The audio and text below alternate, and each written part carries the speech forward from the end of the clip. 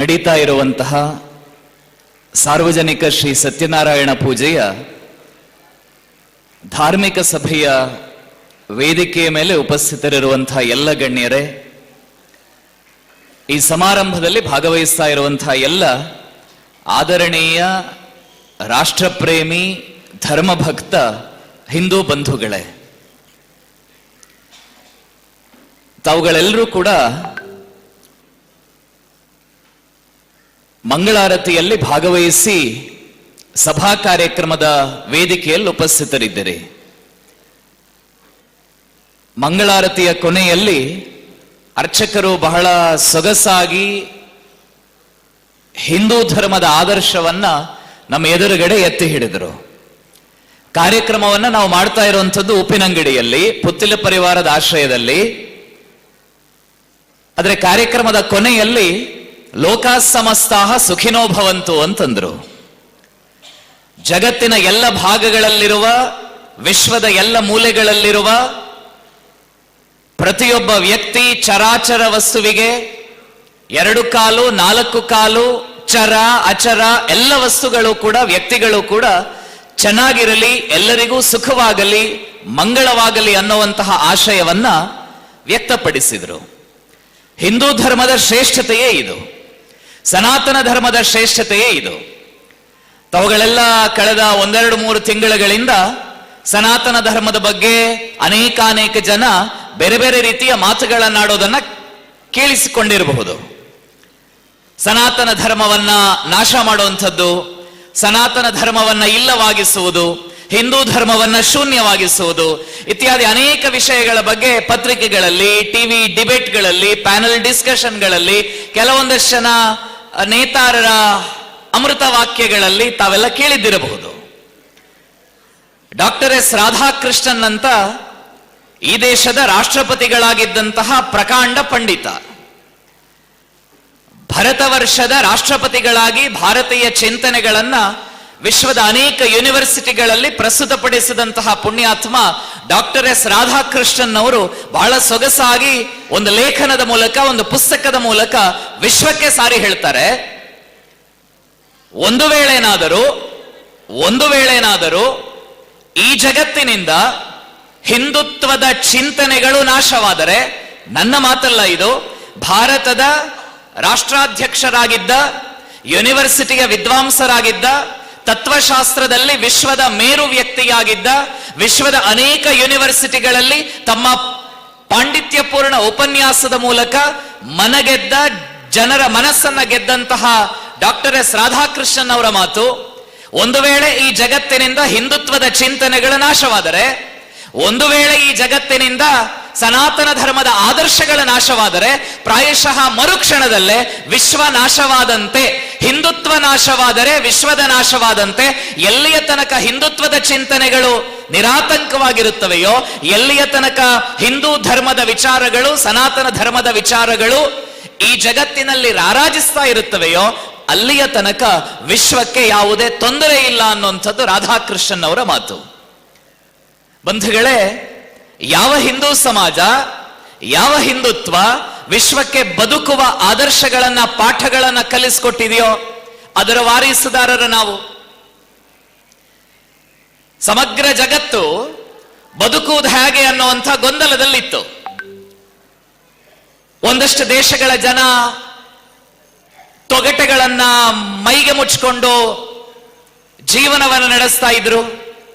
ಇನ್ನೊಂದಷ್ಟು ಭಾಗಗಳ ಜನ ಎಲೆಗಳನ್ನ ಪೋಣಿಸಿ ಮಾನ ಮುಚ್ಚಿಕೊಂಡು ಬದುಕ್ತಾ ಇದ್ದಂತಹ ಸಂದರ್ಭದಲ್ಲಿ ಈ ದೇಶದ ಜನ ರಾಮಾಯಣ, ಮಹಾಭಾರತ, ಭಾಗವತ, ಪುರಾಣ, ಪುಣ್ಯ ಪ್ರವಚನಗಳ ಮೂಲಕ ವಿಶ್ವಕ್ಕೆ ಬದುಕುವ ದಾರಿ ಹೇಗೆ, ಯಾವ ರೀತಿಯಲ್ಲಿ ಬದುಕಿದರೆ ಮಾನವ ಮಾಧವನಾಗ್ತಾನೆ, ಯಾವ ರೀತಿಯಲ್ಲಿ ಬದುಕಿದರೆ ಸಾಮಾನ್ಯ ನರ ನಾರಾಯಣನಾಗುವುದಕ್ಕೆ ಸಾಧ್ಯ ಇದೆ ಅನ್ನುವಂತಹ ವಿಶಿಷ್ಟವಾಗಿರುವ ಕಲ್ಪನೆಯನ್ನ ಬೋಧನೆ ಮಾಡಿತ್ತು.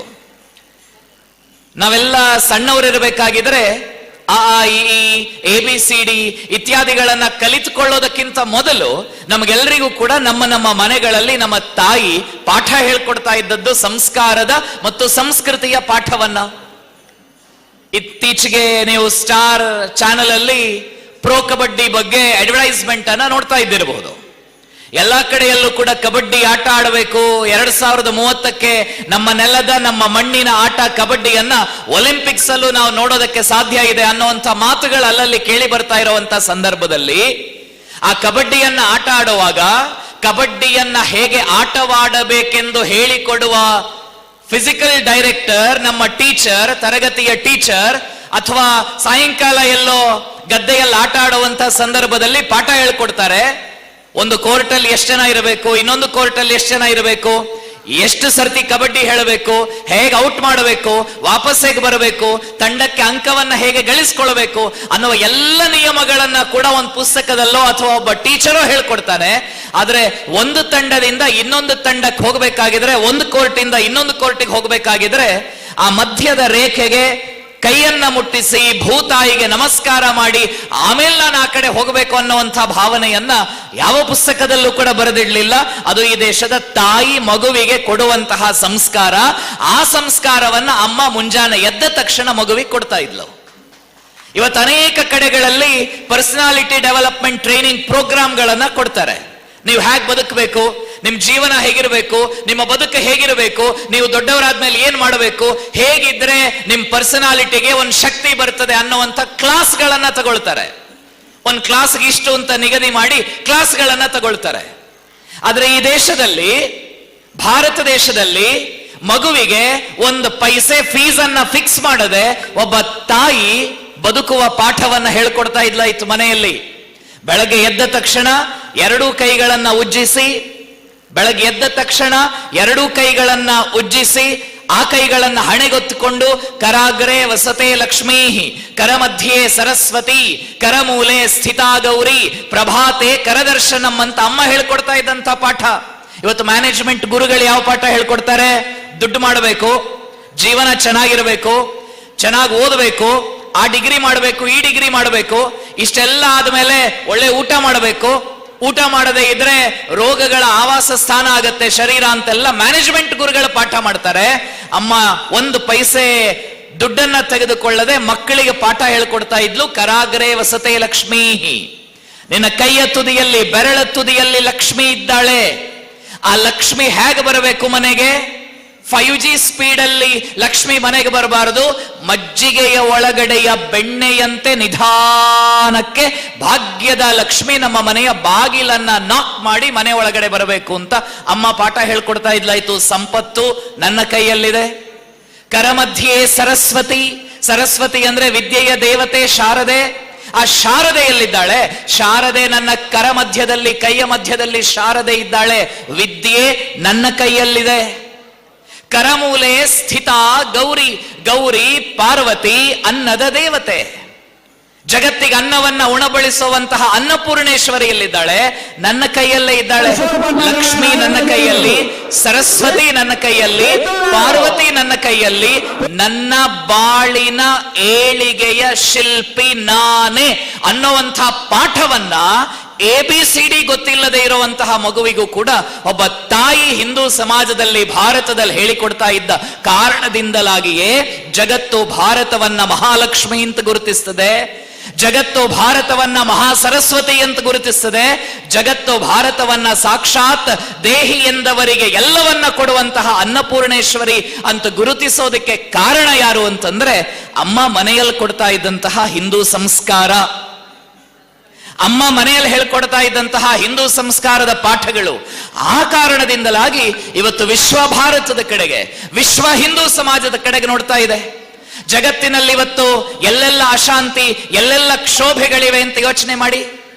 ರಷ್ಯಾ ಮತ್ತು ಉಕ್ರೇನ್ ಅನ್ನುವ ಎರಡು ದೇಶ ಹೊಡೆದಾಡಿಕೊಂಡು ಬಡಿದಾಡಿಕೊಂಡು ಯಾರ ಮೇಲೆ ಬರಬೇಕು, ಯಾರು ಕೆಳಗೋಗಬೇಕು ಅಂತ ಯೋಚನೆಯನ್ನ ಮಾಡ್ತಾ ಇದೆ. ಇಡೀ ಜಗತ್ತನ್ನ ನುಂಗಿ ನೀರು ಕುಡಿಬೇಕು ಅಂತ ಒಂದು ವೈರಸ್ ಅನ್ನ ಸೃಷ್ಟಿ ಮಾಡಿದಂತಹ ಚೀನಾ ಇವತ್ತು ತಾನ್ ಹೇಗೆ ಬದುಕಬೇಕು ಅಂತ ಯೋಚನೆಯನ್ನ ಮಾಡುವುದಕ್ಕೆ ಹೆಣಗಾಡ್ತಾ ಇದೆ.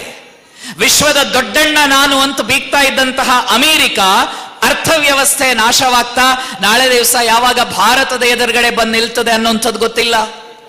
ನಮ್ಮ ಪಕ್ಕದ ಶ್ರೀಲಂಕಾ ಒಂದು ಪ್ಲೇಟ್ ಇಡ್ಲಿಗೆ 250-300 ರೂಪಾಯಿ ಕೊಟ್ಟು ಶ್ರೀಲಂಕಾದಲ್ಲಿ ತಿಂಡಿ ತಿನ್ನುವಂಥ ಪರಿಸ್ಥಿತಿ. ಪಕ್ಕದ ಪಾಕಿಸ್ತಾನ, ಭಾರತದ ವಿರುದ್ಧ ಸದಾಕಾಲ ಕೆಂಡ ಕಾರ್ತಾ ಇದ್ದಂತಹ ನಮ್ಮದೇ ಭೂಮಿ, ತಕ್ಷಶಿಲೆ, ಲವಪುರ ಮೊದಲಾದ ಶ್ರೇಷ್ಠವಾಗಿರುವಂತಹ ಜಾಗಗಳನ್ನ ಹೊಂದಿದ್ದ ಸಿಂಧೂ ನದಿಯ ಆವಾಸ ಸ್ಥಾನ ಪಾಕಿಸ್ತಾನ ಇವತ್ತು ಎಂಥ ಪರಿಸ್ಥಿತಿಗೆ ಬಂದಿದೆ ಅಂತಂದ್ರೆ 1 kg ಗೋಧಿ ಹಿಟ್ಟಿಗೆ ಜನ ಜಗಳಾಡುವಂತ ಪರಿಸ್ಥಿತಿ ಬಂದಿದೆ. ಮೊನ್ನೆಯ ತನಕ ಪಾಕಿಸ್ತಾನದವರು ಭಾರತದ ಕಡೆಗೆ ನೋಡಿ ನಮಗ ಕಾಶ್ಮೀರ ಕೊಡದೇ ಇದ್ರೆ ನಾವು ಯುದ್ಧ ಮಾಡ್ತೇವೆ ಅಂತ ಹೇಳ್ತಾ ಇದ್ದವರು ಇವತ್ತು ನಮಗ ಕಾಶ್ಮೀರವೂ ಬೇಡ, ನಮಗ ಕನ್ಯಾಕುಮಾರಿಯೂ ಬೇಡ, ಸಾಧ್ಯ ಆದ್ರೆ 1 ಮುಟ್ಟೆ ಗೋಧಿ ಕಳಿಸ್ಕೊಡಿ ಅಂತ ಹೇಳುವಂತ ಪರಿಸ್ಥಿತಿಗೆ ಪಾಕಿಸ್ತಾನ ಬಂದಿದೆ. ಆದ್ರೆ ಜಗತ್ತಿನಲ್ಲಿ ಅತ್ಯಂತ ನೆಮ್ಮದಿಯಿಂದ, ಅತ್ಯಂತ ಸಂತೋಷದಿಂದ, ಯಾವುದೇ ಯೋಚನೆಗಳಿಲ್ಲದೆ ಬಿಗ್ ಬಾಸ್ ಮನೆಯಲ್ಲಿ ಏನಾಗ್ತಾ ಇದೆ ಅಂತ ಕಲ್ಪನೆಗಳನ್ನ ಇಟ್ಟುಕೊಂಡ ಆರಾಮದಲ್ಲಿ ಮಲಗುವಂತಹ ಯಾವುದಾದರೂ ಒಂದು ಸಮಾಜ ಈ ವಿಶ್ವದಲ್ಲಿದೆ ಅಂತಂದ್ರೆ ಅದು ಭಾರತೀಯ ಸಮಾಜ, ಅದು ಹಿಂದೂ ಸಮಾಜ. ನಾವು ಭಾರತದಲ್ಲಿ ನೆಮ್ಮದಿಯಿಂದ ಇದ್ದೇವೆ. ಕಾರಣ ಯಾವುದು ಅಂತಂದ್ರೆ ಈ ದೇಶದ ಧರ್ಮ, ಈ ದೇಶದ ಸಂಸ್ಕೃತಿ, ಈ ದೇಶದ ಆಚಾರ, ಈ ದೇಶದ ವಿಚಾರ, ಈ ದೇಶದ ವಿಶಿಷ್ಟವಾಗಿರುವಂತಹ ಯೋಜನೆಗಳಾಗಿ ಪರಿವರ್ತನೆ ಆಗಿದ್ದರ ಪರಿಣಾಮದಿಂದಲಾಗಿ ಇವತ್ತು ನಾವು ವಿಶ್ವಕ್ಕೆ ದಾತ ಆಗಿದ್ದೇವೆ. ಇವತ್ತು ಭಾರತ ಯಾರ ಎದುರುಗಡೆ ನಿಂತ್ಕೊಂಡು ದೇಹಿ ಅಂತ ಹೇಳ್ತಾ ಇದೆ? ಇಲ್ಲ. ಇವತ್ತು ಭಾರತ ಜಗತ್ತಿನ ದಾತ ಆಗಿದೆ. ನಮ್ಮ ಆರೋಗ್ಯ ಎಲ್ಲ ಕೆಡ್ತಾ ಇದೆ.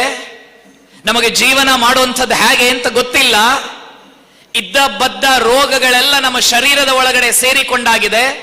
ಜೀವನವನ್ನ ನಡೆಸುವ ರೀತಿ ಹೇಗೆ ಅಂತ ವಿಶ್ವ ಹೇಳಿದಾಗ ಭಾರತ ಹೇಳ್ತು, ಪತಂಜಲಿ ಮುನಿಗಳು ಯೋಗಶಾಸ್ತ್ರವನ್ನ ಕೊಟ್ಟಿದ್ದಾರೆ, ಬನ್ನಿ ಯೋಗ ಮಾಡೋಣ ಅಂತ ಜಗತ್ತಿಗೆ ಭಾರತ ಕರೆ ಕೊಟ್ಟಿತು. ಭಾರತದ ಕರೆಗೆ ಇಡೀ ವಿಶ್ವ ಹೌದು ಅಂತ ಹೇಳಿ ಇವತ್ತು ಭಾರತೀಯ ಯೋಗ ಪದ್ಧತಿಯನ್ನ ತಮ್ಮ ಜೀವನದ ಮೂಲಕ ತಮ್ಮ ಬದುಕಿನಲ್ಲಿ ಅನುಷ್ಠಾನ ಮಾಡ್ತಾ ಇದೆ ವಿದೇಶಗಳು. ಹಿಂದೂ ಧರ್ಮದ ಒಂದೊಂದು ಆಚರಣೆಯ ಹಿಂದೆಯೂ ಕೂಡ ವೈಜ್ಞಾನಿಕವಾಗಿರುವಂಥ ಸತ್ಯ ಇದೆ. ಸತ್ಯನಾರಾಯಣ ವ್ರತ ಅಂತ ನಾವು ಕರಿತೇವೆ. ನಮ್ಮ ಮನೆಯಲ್ಲಿ ಪೂಜೆ ಮಾಡಬೇಕಾಗಿದ್ರೆ ಅರ್ಚಕರು ಹೇಳ್ತಾರೆ ಬೆಳಗ್ಗೆ ಉಪವಾಸ ಇರಿ ಅಂತ ಹೇಳ್ತಾರೆ. ಇಲ್ಲಿ ಮನೆಯಲ್ಲಿ ಯಾರಾದ್ರೂ ಅಜ್ಜಿಯಂದಿರಿದ್ರೆ ಏಕಾದಶಿ ದಿನ ಉಪವಾಸ ಮಾಡ್ತಾರೆ. ಏಕಾದಶಿಯ ದಿವಸ ಮಾಡುವಂತಹ ಉಪವಾಸ ಅತ್ಯಂತ ಪವಿತ್ರ, ಅದು ಶ್ರೀಮನ್ನಾರಾಯಣನಿಗೆ ಸಮರ್ಪಿತ ಅಂತ ನಾವು ಹೇಳ್ತೇವೆ. ಆದ್ರೆ ನಿಮಗೊಂದು ಅತ್ಯಂತ ಅಪರೂಪವಾಗಿರುವಂತಹ ಮಾಹಿತಿಯನ್ನ ಈ ಸಂದರ್ಭದಲ್ಲಿ ಉಲ್ಲೇಖ ಮಾಡಬೇಕು. ಹಿಂದೂ ಧರ್ಮದ ಆಚರಣೆಗಳನ್ನ ನಾವು ಹಣೆಗೆ ಕುಂಕುಮ ಇಟ್ಕೊಳ್ಳುವಂಥದ್ದನ್ನ ಪ್ರಶ್ನೆ ಮಾಡ್ತೇವೆ. ದೇವರಿಗೆ ಧೂಪ ದೀಪ ಮಾಡೋದನ್ನ ಪ್ರಶ್ನೆ ಮಾಡ್ತೇವೆ. ದೀಪಾವಳಿಯ ದಿವಸ ಪಟಾಕಿಯನ್ನ ಹೊಡೆದ್ರೆ ಇಡೀ ಭಾರತದಲ್ಲಿ ಎಲ್ಲ ಕಡೆಯಲ್ಲೂ ಕೂಡ ವಾಯು ಮಾಲಿನ್ಯ ಆಯಿತು ಅಂತ ವಾಟ್ಸ್ಆಪ್ ಅಲ್ಲಿ, ಫೇಸ್ಬುಕ್ ಅಲ್ಲಿ ಗುಲ್ಲನ್ನ ಎಬ್ಬಿಸ್ತೇವೆ. ಡಿಸೆಂಬರ್ 31ನೇ ತಾರೀಕಿನ ವಾಯು ಮಾಲಿನ್ಯದ ಬಗ್ಗೆ ನಾವು ಪ್ರಶ್ನೆ ಮಾಡೋದಿಲ್ಲ. ದೀಪಾವಳಿಯ ದಿವಸ 4 ಪಟಾಕಿ ಬಿಟ್ರೆ, ಸುರುಸುರು ಬತ್ತಿ ಬಿಟ್ರೆ, 2 ನೆಲಚಕ್ರವನ್ನ ನಮ್ಮ ಮನೆ ಮಕ್ಕಳು ಬಿಟ್ರೆ ವಾಯು ಮಾಲಿನ್ಯ ಆಗ್ತದೆ ಅಂತ ನಾವು ಪ್ರಶ್ನೆ ಮಾಡ್ತೇವೆ. ಡಿಸೆಂಬರ್ 31ರ ವಾಯು ಮಾಲಿನ್ಯ, ಕೆಲವೊಂದಷ್ಟು ಹಬ್ಬಗಳ ಜಲ ಮಾಲಿನ್ಯ, ಪರಿಸರ ದೂಷಣೆ, ಇದರ ಬಗ್ಗೆ ನಾವು ಪ್ರಶ್ನೆ ಮಾಡೋದಿಲ್ಲ. ಹಿಂದೂ ಧರ್ಮದ ಆಚರಣೆಗಳು ಬಂದಾಗ ಯಾಕೆ ಅಂತ ನಮ್ಮಲ್ಲೇ ನಾವು ಅನೇಕ ಜನ ಪ್ರಶ್ನೆ ಮಾಡ್ತೇವೆ. ನಿಮಗೊಂದು ಆಚರಣೆ ಬಗ್ಗೆ ನೀವು ಗೂಗಲ್ ಅಲ್ಲಿ ಟೈಪ್ ಮಾಡಿದ್ರು ಕೂಡ ತಮಗೆ ಇದರ ಬಗ್ಗೆ ಹೆಚ್ಚಿನ ಮಾಹಿತಿಗಳು ಸಿಗ್ತವೆ. 2016-17ನೇ ಸಾಲಿನಲ್ಲಿ ಅಥವಾ 18ನೇ ಸಾಲಿನಲ್ಲಿ ಒಬ್ಬ ವಿದೇಶಿ ವಿಜ್ಞಾನಿಗೆ ನೊಬೆಲ್ ಪ್ರೈಸ್ ಬಂತು. ಸೆಲ್ ಬಯಾಲಜಿಸ್ಟ್ಗೆ ನೊಬೆಲ್ ಪ್ರೈಸ್ ಬಂತು. ಜಪಾನ್ ಅಥವಾ ಜರ್ಮನಿ ವಿಜ್ಞಾನಿ ಇರಬೇಕು. ಅವರಿಗೆ ನೊಬೆಲ್ ಪ್ರೈಸ್ ಬಂತು, ಸೆಲ್ ಬಯಾಲಜಿಸ್ಟ್ ಅವರು. ಅವರೊಂದು ವರದಿಯನ್ನ ನೊಬೆಲ್ ಕಮಿಟಿ ಎದುರುಗಡೆ ಇಡ್ತಾರೆ.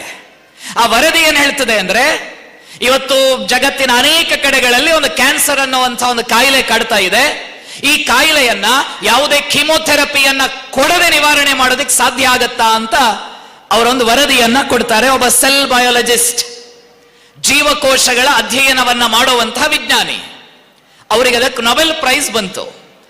ಅವರು ಅದರಲ್ಲಿ ವಿವರಣೆಯನ್ನ ಕೊಟ್ಟದ್ದಿಷ್ಟೇ, ಒಬ್ಬ ವ್ಯಕ್ತಿ ವರ್ಷದಲ್ಲಿ ಸುಮಾರು 25 ದಿನ ಮಧ್ಯದಲ್ಲಿ ಒಂದು ನಿರಂತರವಾದ ಸರಿಯಾದ ಗ್ಯಾಪ್ ಅನ್ನ ಇಟ್ಕೊಂಡು ಉಪವಾಸವನ್ನ ಮಾಡಿದ್ದೇ ಆದರೆ ಶರೀರದಲ್ಲಿ ಬೆಳೆಯುವಂತಹ ಕೆಟ್ಟ ಕಣಗಳನ್ನ ಒಂದು ದಿನದ ಉಪವಾಸ ಹೊಡೆದು ಸಾಯಿಸಿ ಹೊಸ ಜೀವ ಕಣಗಳನ್ನ ಸೃಷ್ಟಿ ಮಾಡುತ್ತದೆ. ಹೀಗೆ ಮಾಡುವುದರಿಂದ ಕ್ಯಾನ್ಸರಸ್ ಸೆಲ್ಗಳು ದೇಹದ ಒಳಗಡೆ ಬೆಳೆಯುವುದಕ್ಕೆ ಅವಕಾಶವಿಲ್ಲ. ಹಾಗಾಗಿ ಉಪವಾಸವನ್ನ ಪಿರಿಯಾಡಿಕಲಿ ಮಾಡುವುದರಿಂದ ಕ್ಯಾನ್ಸರ್ ಕಾಯಿಲೆಯನ್ನ ತಡೆಗಟ್ಟಬಹುದು ಅಂತ ರಿಪೋರ್ಟ್ ಅನ್ನ ಕೊಟ್ಟದ್ದಕ್ಕೆ ಅವರಿಗೆ ನೊಬೆಲ್ ಪ್ರೈಸ್ ಬಂತು. ಉಪ್ಪಿನಂಗಡಿಯ ನಮ್ಮ ಮನೆಯ ಅಜ್ಜಿ ಶಾಲೆಗೆ ಹೋಗ್ಲಿಲ್ಲ, A for apple B for ball ಕಲಿಲಿಲ್ಲ, ನೀಟ್ ಜೆಇ ಸಿಇಟಿ ಪರೀಕ್ಷೆ ಬರೀಲಿಲ್ಲ. ಆ ಅನಕ್ಷರಸ್ಥ ಉಪ್ಪಿನಂಗಡಿಯ ಅಜ್ಜಿ ಪ್ರತಿ ಏಕಾದಶಿಗೆ ಶಿವನ ಹೆಸರಲ್ಲಿ ವಿಷ್ಣುವಿನ ಹೆಸರಲ್ಲಿ ಉಪವಾಸ ಮಾಡ್ತಾ ಇದ್ಲು.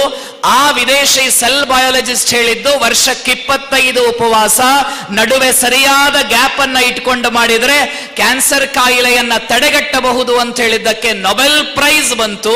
ನಮ್ಮ ಉಪ್ಪಿನಂಗಡಿಯ ಅಜ್ಜಿ ಒಂದು ಏಕಾದಶಿಯಿಂದ ಇನ್ನೊಂದು ಏಕಾದಶಿಗೆ 15 ದಿನ ಗ್ಯಾಪ್ ಇಟ್ಕೊಂಡು ವರ್ಷಕ್ಕೆ ಬರುವ 12 ಮಾಸಗಳ 24 ಏಕಾದಶಿಗೆ ಉಪವಾಸ ಮಾಡಿದ್ಲು. ಅವಳಿಗೆ ಯಾರೂ ನೊಬೆಲ್ ಪ್ರೈಸ್ ಕೊಡ್ಲಿಲ್ಲ. ಅದರ ಮೇಲೆ ನಮ್ಮ ಅಜ್ಜಿ ಮಾಡುವಂತಹ ಉಪವಾಸಕ್ಕೆ ಅಯ್ಯೋ ಇದೊಂದು ಮೂಢನಂಬಿಕೆ ಅಂತ ಕರೆದ್ರು. ನಾವು ಪರಸ್ಪರ ಸಿಗಬೇಕಾಗಿದ್ರೆ 2 ಕೈಯನ್ನ ಜೋಡಿಸಿ ನಮಸ್ಕಾರ ಮಾಡ್ತೇವೆ. ಹಿಂದೂ ಧರ್ಮದ ಪದ್ಧತಿಯಲ್ಲಿ ನಮಸ್ಕಾರ ಮಾಡ್ತೇವೆ. ನಾನು ನಿಮಗೆ ನಮಸ್ಕಾರ ಮಾಡಿದ್ರೆ, ನೀವು ನನಗೆ ನಮಸ್ಕಾರ ಮಾಡಿದ್ರೆ ಅದರ ಅರ್ಥ ಆದರ್ಶ ಅರುಣಣ್ಣನಿಗೆ ನಮಸ್ಕಾರ ಮಾಡ್ತಾ ಇದ್ದಾನೆ ಅಂತಲ್ಲ, ಅರುಣಣ್ಣ ಆದರ್ಶನಿಗೆ ನಮಸ್ಕಾರ ಮಾಡ್ತಾ ಇದ್ದಾರೆ ಅಂತಲ್ಲ.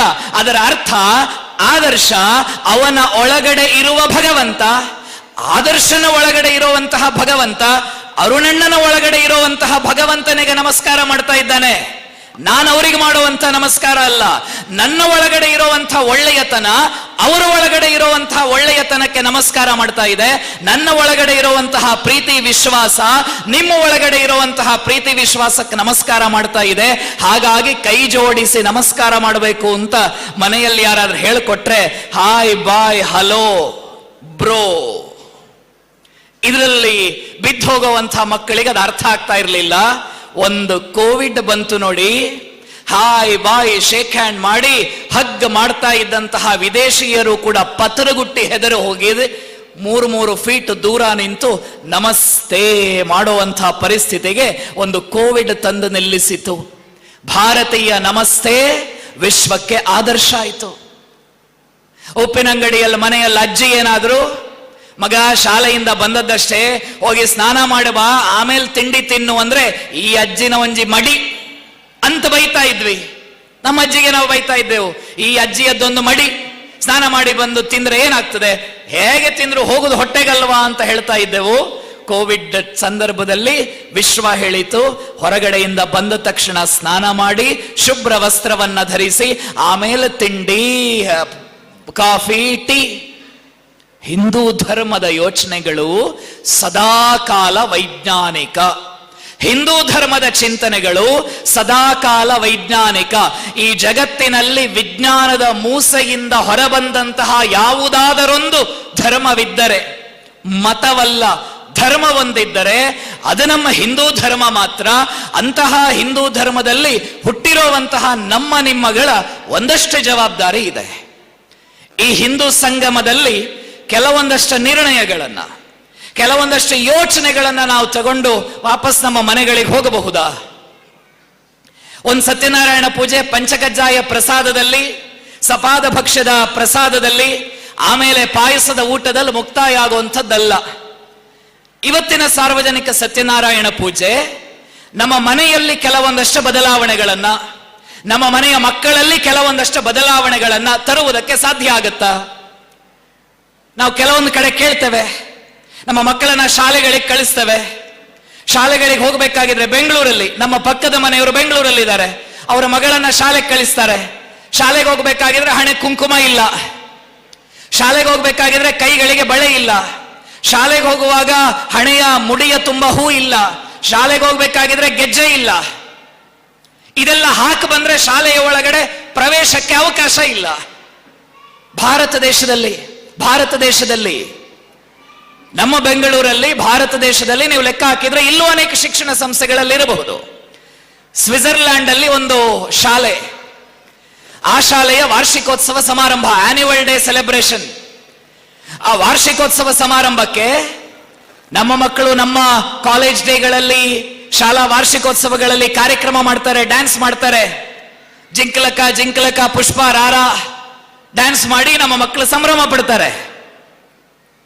ಸ್ವಿಟ್ಜರ್ಲ್ಯಾಂಡ್ನ ಒಂದು ಶಾಲೆಯಲ್ಲಿ ಯೂಟ್ಯೂಬ್ ಅಲ್ಲಿದೆ, ಆ ಶಾಲೆಯ ವಾರ್ಷಿಕೋತ್ಸವ ಕಾರ್ಯಕ್ರಮ. ಸ್ವಿಟ್ಜರ್ಲ್ಯಾಂಡ್ ಆ ದೇಶದ ಶಾಲೆಯೊಂದರ ವಾರ್ಷಿಕೋತ್ಸವಕ್ಕೆ ಸಂಘಟನಾ ಮಂತ್ರವನ್ನ ಪ್ರಾರ್ಥನೆಯಾಗಿ ಹೇಳ್ತಾರೆ.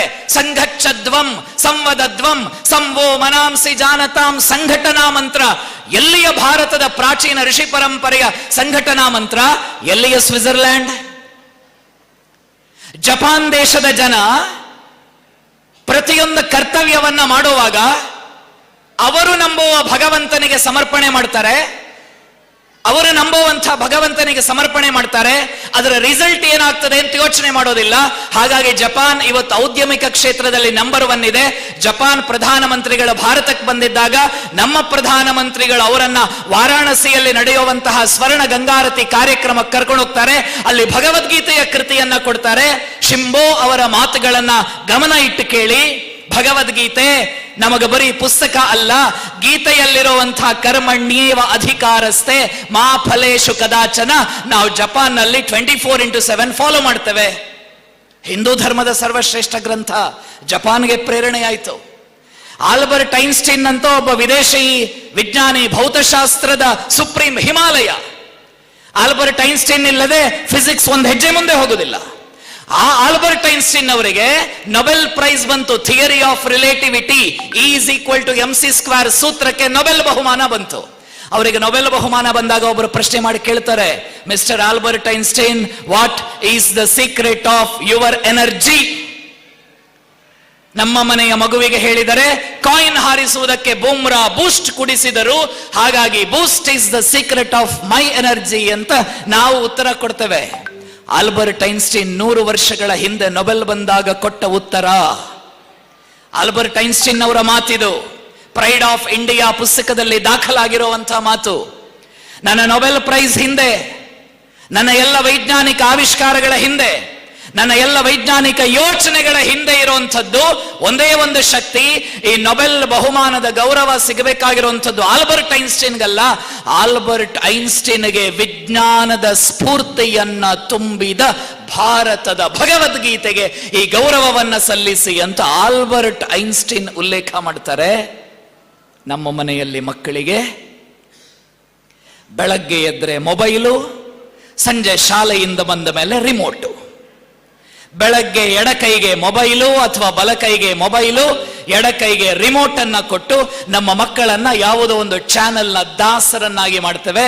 ಆಮೇಲೆ ಹೇಳ್ತೇವೆ 20 ವರ್ಷ ಆದ ಮೇಲೆ ನಮ್ಮ ಮಗು ಶಾಲೆಗೆ ಹೋಗಿದ್ಲು, ನಮ್ಮ ಮಗು ಕಾಲೇಜಿಗೆ ಹೋಗಿದ್ಲು, 22 ವರ್ಷ, ಸಂಜೆ 6 ಗಂಟೆ ಆಯ್ತು, ಇನ್ನೂ ಮನೆಗೆ ಬರಲಿಲ್ಲ. 2 ದಿನ ಆದ್ರೆ ಯಾರದ್ದೋ ಒಬ್ಬನ ಮನೆಯ ಫ್ರಿಡ್ಜ್ ಅಲ್ಲಿ 36 ತುಂಡಾಗಿ ಸಿಕ್ಕಿದ್ಲು. ಯಾವತ್ತಾದ್ರೂ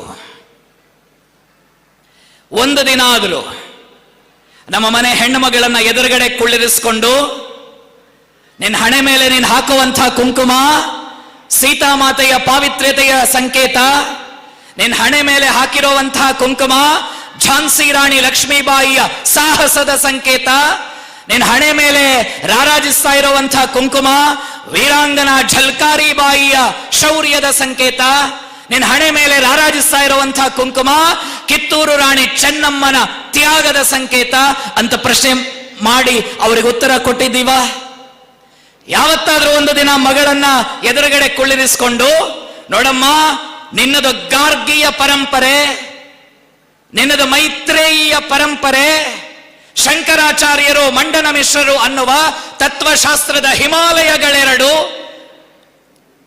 ಚರ್ಚೆಯಲ್ಲಿ ತೊಡಗಿದ್ದಾಗ ಆ ಚರ್ಚೆಯ ವಾದ ನಿರ್ಣಯವನ್ನ ಮಾಡಿದಂತಹ ಉಭಯ ಭಾರತಿ ಅನ್ನುವ ಹೆಣ್ಣು ಮಗಳ ಪರಂಪರೆ ನಿಮ್ಮದು ಅಂತ ಯಾವತ್ತಾದ್ರೂ ನಾವು ಹೇಳಿದ್ದೀವ? ನಮ್ಮ ಮನೆಯ ಹೆಣ್ಣು ಮಗುವಿಗೆ ಗಂಡು ಮಗು ಕೈಗೆ ಮೊಬೈಲ್ ಅನ್ನ ಕೊಟ್ಟಿರ್ತೀವಲ್ಲ, ಗಂಡು ಮಗನ ಕೈಗೆ ರಿಮೋಟ್ ಕಂಟ್ರೋಲ್ ಕೊಟ್ಟು ಒಂದು ಕ್ರಿಕೆಟ್ ಇನ್ನೊಂದು ಮತ್ತೊಂದು ಅಂತ ಮಕ್ಕಳ ಕೈ ಕೊಟ್ಟಿರ್ತೀವಲ್ಲ, ಯಾವತ್ತಾದ್ರೂ ಆ ಮಗುವಿಗೆ ನಾವು ಹೇಳಿದೀವ? ಗಂಡು ಮಗುವಿಗೆ, ನೋಡಪ್ಪ, ಮೊಹಮ್ಮದ್ ಬಿನ್ ಕಾಸಿಂ ಮೊದಲ ಬಾರಿಗೆ ಸಿಂಧ್ ಪ್ರಾಂತದ ಮೇಲೆ, ಭರತ ವರ್ಷದ ಮೇಲೆ ದಾಳಿಯನ್ನ ಮಾಡಿದವಾಗ ತನ್ನ ತಲೆಯನ್ನ ಮುಡಿಪಾಗಿಟ್ಟು ಇಸ್ಲಾಂ ಆಕ್ರಮಣಕೋರರ ವಿರುದ್ಧ ಖಡ್ಗವನ್ನ ಝಳಪಿಸಿದಂತಹ ದಾಹಿರ ನಿನ್ನ ಪರಂಪರೆ.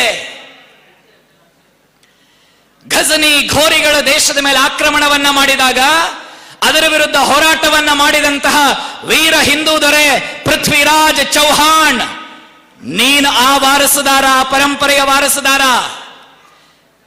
ಮೊಘಲರು ಇಡೀ ದಕ್ಷಿಣವನ್ನ ವ್ಯಾಪಿಸಿದ್ದಾಗ ಕಾಡಿನ ಮಾಳವ ಹುಡುಗರ ಜೊತೆ ಸೇರ್ಕೊಂಡು ಒಂದು ಸಣ್ಣ ತಂಡ ಕಟ್ಟಿ ಗಡಪತಿ, ಗಜ ಅಶ್ವಪತಿ, ಶಸ್ತ್ರಾಸ್ತ್ರ ಶಾಸ್ತ್ರ ಪಾರಂಗತ, ಹಿಂದೂ ಹೃದಯ ಸಾಮ್ರಾಟ ಅನ್ನುವ ಅಭಿಧಾನಗಳನ್ನೆಲ್ಲ ಪಡೆದು ಮೊಘಲ್ ಸಾಮ್ರಾಜ್ಯದ ಪಕ್ಕೆಲುಬನ್ನ ತುಂಡು ಮಾಡಿ ಆಲಂಗಿಸುವುದಕ್ಕೆ ಬಂದು ಸಾಯಿಸುವ ಯೋಚನೆಯಲ್ಲಿದ್ದ ಅಫಜಲ್ ಖಾನನ ಕರುಳನ್ನ ಹೊರಗಡೆ ಬಗೆದ ವೀರ ಛತ್ರಪತಿ ಶಿವಾಜಿ ಮಹಾರಾಜನ ಪರಂಪರೆ ಕಣೆಯ ನಿನ್ನದು ಅಂತ ಗಂಡು ಮಕ್ಕಳಿಗೆ ಯಾವತ್ತಾದ್ರೂ ಹೇಳಿದೀವ?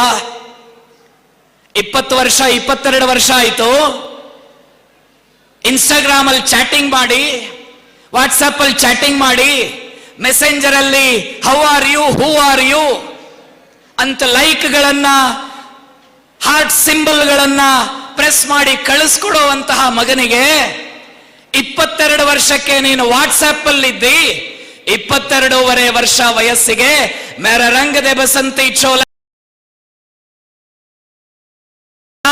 ಮೇರ ರಂಗದೆ ಬಸಂತಿ ಅಂತ ಹಾಡು ಹಾಡ್ತಾ ಇನ್ಕ್ವಿಲಾಬ್ ಜಿಂದಾಬಾದ್, ಇನ್ಕ್ವಿಲಾಬ್ ಜಿಂದಾಬಾದ್ ಅನ್ನುವ ಘೋಷಣೆಯನ್ನ ಹೇಳುತ್ತಾ 3 ಜನ ಸಿಂಹಗಳು ಭಗತ್ ಸಿಂಗ್, ರಾಜ್ಗುರು, ಸುಖದೇವ್ ನಗತಾ ನಗತಾ ನೇಣನ ಕುಣಿಕೆಗೆ ತಮ್ಮ ಕೊರಳನ್ನ ಕೊಟ್ರಯ್ಯ.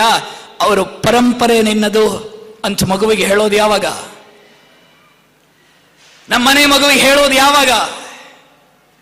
10ನೇ ಕ್ಲಾಸಲ್ಲಿರುವಾಗ ಭವಿಷ್ಯದ ಯೋಚನೆಯನ್ನ ಮಾಡಿ, ನನ್ನ ಮಗ 5 ಅಂಕೆ ಸಂಬಳ ತರಬೇಕು, 4 ಚಕ್ರದ ಗಾಡಿ ಬೇಕು, 3 ಬೆಡ್ರೂಮ್ ಮನೆ ಬೇಕು, ಒಬ್ಬ ಹೆಂಡತಿ, 2 ಮಕ್ಕಳಿದ್ದು ಬಿಟ್ರೆ ಜೀವನ ಸಾರ್ಥಕ, ಲೈಫ್ ಇಸ್ ಫುಲ್ ಆಫ್ ಜಿಂಗಲಾಲ ಅಂತ ನಾವು ಯೋಚನೆ ಮಾಡ್ತೀವಲ್ಲ, ಮಕ್ಕಳಿಗೆ ತುಂಬಿಸ್ತೀವಲ್ಲ. ಆ ಮಕ್ಕಳಿಗೆ ಯಾವತ್ತಾದ್ರೂ 10ನೇ ಕ್ಲಾಸ್ ಅಲ್ಲಿ ಸ್ವಾಮಿ ವಿವೇಕಾನಂದರ ಒಂದು ಪುಟ್ಟ ಪುಸ್ತಕ ಕೊಲಂಬೋ ಟು ಅಲ್ಮೋರಾ, ಆ ಪುಸ್ತಕವನ್ನ ಓದಿ ಆ ಪುಸ್ತಕದಲ್ಲಿದ್ದ ಹಾಗೆ ಬದುಕಬೇಕು ಅಂತ ಯೋಚನೆ ಮಾಡಿ ಲಂಡನ್ಗೆ ಹೋಗಿ ಲಂಡನ್ ನಲ್ಲಿ ಇಂಡಿಯನ್ ಸಿವಿಲ್ ಸರ್ವಿಸ್ ಪರೀಕ್ಷೆಯನ್ನ ಬರೆದು ವಾಪಸ್ ಭಾರತಕ್ಕೆ ಬಂದು ಭಾರತದಲ್ಲಿ ಸ್ವಾತಂತ್ರ್ಯ ಹೋರಾಟದಲ್ಲಿ ಭಾಗವಹಿಸಿ ಯಾವ ಪಕ್ಷದ ರಾಷ್ಟ್ರಾಧ್ಯಕ್ಷನಾಗಿದ್ದನೋ ಅದೇ ಪಕ್ಷದಲ್ಲೇ ಪ್ರೈಮ್ ಮಿನಿಸ್ಟರ್ ಕ್ಯಾಂಡಿಡೇಟ್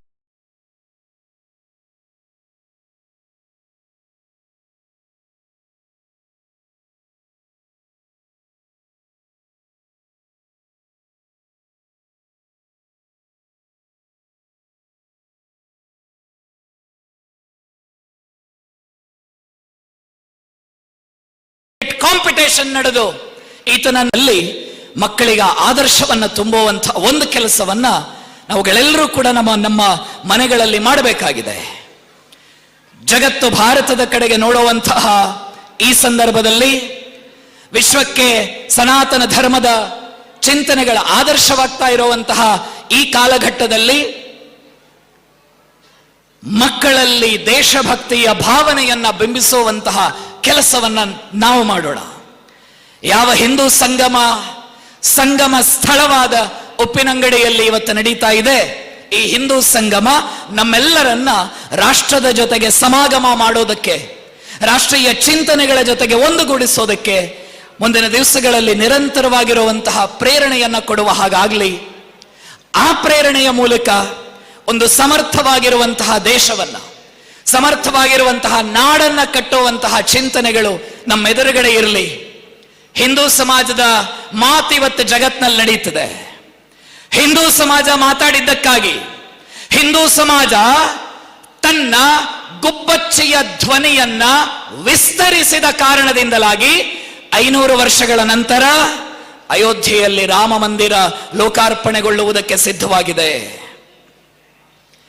ಹಿಂದೂ ಸಮಾಜ ತನ್ನ ಗುಬ್ಬಿಯ ಕೀರಲು ಧ್ವನಿಯನ್ನ ಮೀರಿ ಬೆಳೆದ ಕಾರಣದಿಂದಲಾಗಿ ಕಾಶಿ ವಿಶ್ವನಾಥ ಸೂಜಿಗಲ್ಲಿನಂತೆ ಭಕ್ತರನ್ನ ಆಕರ್ಷಿಸ್ತಾ ಇದ್ದಾನೆ. ಹಿಂದೂ ಸಮಾಜ ತನ್ನ ಗುಬ್ಬಚ್ಚೆಯ ಧ್ವನಿಯಿಂದ ಕೊಂಚ ಎತ್ತರಿಸಿದ ಕಾರಣದಿಂದಲಾಗಿ ಹಿಂದುತ್ವದ ಚಿಂತನೆಗಳು ವಿಶ್ವಕ್ಕೆ ಬೇಕು ಅಂತಾಗಿದೆ.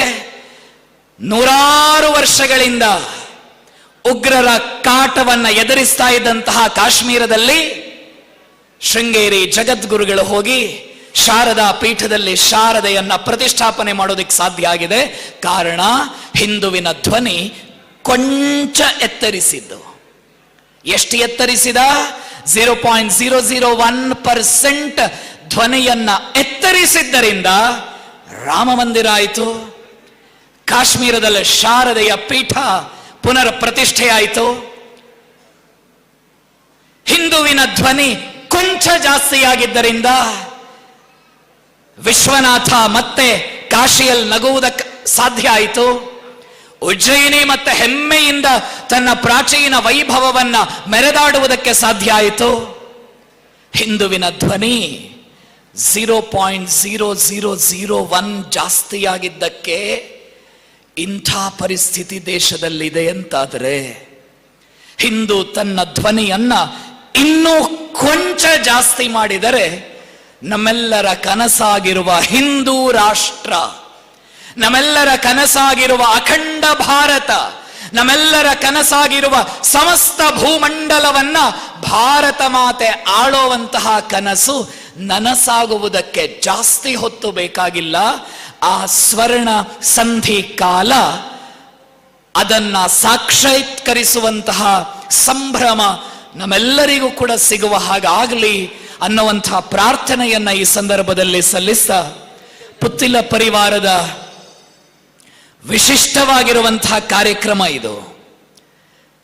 ದಕ್ಷಿಣ ಕನ್ನಡ ಜಿಲ್ಲೆಯಲ್ಲಿ, ಕರ್ನಾಟಕ ರಾಜ್ಯದಲ್ಲಿ ಹಿಂದೂ ಕಾರ್ಯಕರ್ತ ಪೆಟ್ಟು ತಿಂದಾಗ, ಹಿಂದೂ ಕಾರ್ಯಕರ್ತ ಬೀದಿ ಹೆಣ ಆದಾಗ, ಹಿಂದೂ ಕಾರ್ಯಕರ್ತನ ಕಣ್ಣೀರಿಗೆ ಬೆಲೆ ಇಲ್ಲದಾಗ, ಜೀವನ ಪೂರ್ತಿ ಕೇಸರಿ ಶಾಲನ್ನ ಹಾಕಿ ಗೋಹತ್ಯೆಯನ್ನ ತಡೆಯೋದಕ್ಕೆ ನಡು ರಾತ್ರಿ ತನ್ನ ಮನೆ ಮಠ ಬಿಟ್ಟು ಉಪ್ಪಿನಂಗಡಿ ಪೇಟೆಯಲ್ಲಿ ಬಂದು ನಿದ್ದೆ ಬಿಟ್ಟು ಕೆಲಸ ಮಾಡಿ ಕೇಸ್ ಹಾಕಿಸಿಕೊಂಡಾಗ ಅವನ ಧ್ವನಿಯನ್ನ ಕೇಳುವಂತಹ, ಅವನ ಮನದ ಮಾತುಗಳಿಗೆ ಸ್ಪಂದಿಸುವಂತಹ ಯೋಚನೆಗಳು ಶೂನ್ಯವಾದಾಗ, ಹಿಂದೂ ಕೇಸರಿ ಶಾಲನ್ನ ಧರಿಸಿ ಓಡಾಡುವುದಕ್ಕೆ ಕೊಂಚ ಸಂಕೋಚ ಪಟ್ಟಾಗ, ಹಿಂದೂ ತಾಯಿಯೊಬ್ಬಳು ತನ್ನ ಮಗನಿಗೆ ಪೋಲ ಬಾಲೆ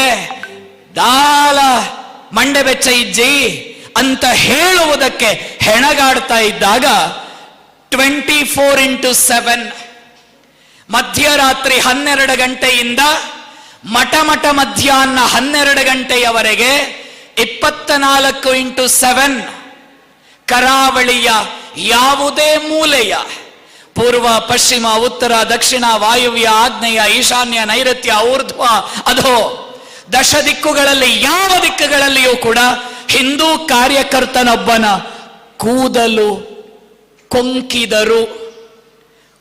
ಕೂದಲು ಕೊಂಕಿದರು ಆ ಜಾಗಕ್ಕೆ ಧಾವಿಸಿ ಅವನ ಹೆಗಲ ಮೇಲೆ ಕೈ ಹಾಕಿ, ನೀನು ಮುಂದೆ ಹೋಗು, ಹಿಂದಗಡೆ ನಾನಿದ್ದೇನೆ ಅನ್ನುವ ಭರವಸೆಯ ಮಾತುಗಳನ್ನ ಆಡುವ ಅರುಣ್ ಕುಮಾರ್ ಪುತ್ತಿಲರ